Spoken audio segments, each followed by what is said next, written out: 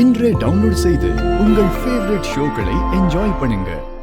இறந்து போனவனுக்கு பின்னாடி யார் இருந்தாலும் அவனை சீக்கிரமா கண்டுபிடிக்கணும்.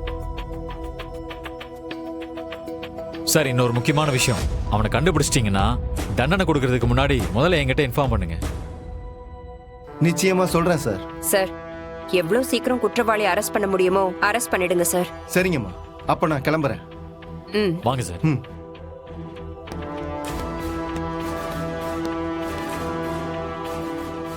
டேய், ஒரு பிரச்சனை வரும்போது அதை அப்பவே முடிக்கணும். இவ்வளவு தூரம் கொண்டு வரக்கூடாது. நான் என்னென்ன பேசிட்டு இருக்கிறேன்? பிரச்சனைன்னு ஃபோன் பண்றாங்க, அப்புறம் போகாம எப்படி இருக்க முடியும்? டேய், உன் பொண்டாட்டி சொன்னா நீ உடனே கிளம்பி போயிடுவியா? உங்க அப்பா எதுக்கு இருக்கான்? போலீஸ் டிபார்ட்மெண்ட் எதுக்கு இருக்கு? போன் அடிச்சு ஒரு வார்த்தை சொல்ல மாட்டேன்? அவனுக்கு அதெல்லாம் பெரிய விஷயமே இல்லாத. பொண்டாட்டி சொல்றதுதான் வேத வாக்கு. அவ கடல்ல குதிக்க சொன்னாலும் கண்ணை மூடிக்கிட்டு அப்படியே குதிச்சிடுவான். அதெல்லாம் நம்ம கிட்ட சொல்லுவானா?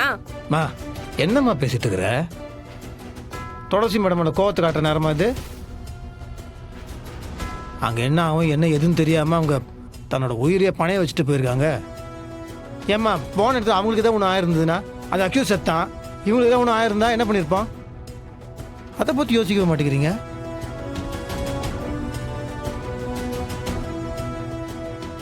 நம்ம குடும்பம் நல்லா இருக்குன்ற ஒரே காரணத்துக்காக எதை பத்தியும் யோசிக்காம அவங்க போயிருக்காங்க. அவங்கள பாராட்டுறதை விட்டுட்டு தேவையில்லாம அவங்கள பழிய போட்டல ஒரு அர்த்தமும் இல்லம்மா. நிறுத்துடா. சும்மா எதுக்கு எடுத்தாலும் இவ புராணமே பாடிக்கிட்டு இருக்க.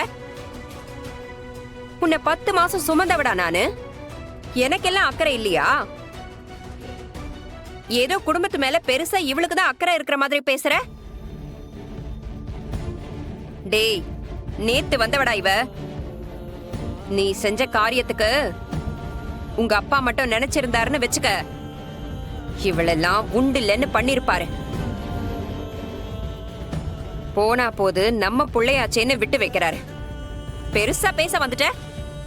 நீ பண்றதெல்லாம் நினைச்சு தினம் தினம் உங்க அப்பாவும் நானும் நொந்து போயிட்டு இருக்கோண்டா. நீ எல்லாம் ஏன்டா என் வயித்துல வந்து பிறந்த? எனக்கே வெக்கமா இருக்குடா சொல்றதுக்கு.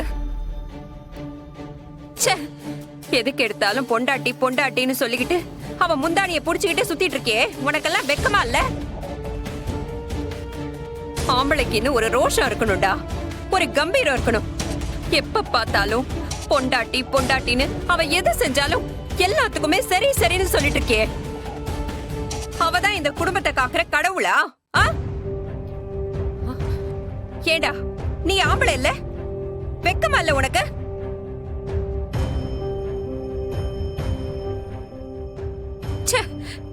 நீ எல்லாம் ஆம்பளைன்னே சொல்லிக்காதடா.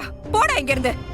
ஏமா இந்த மாதிரிலாம் என் மூஞ்சிலேயே முழிக்காத. போ போங்கற.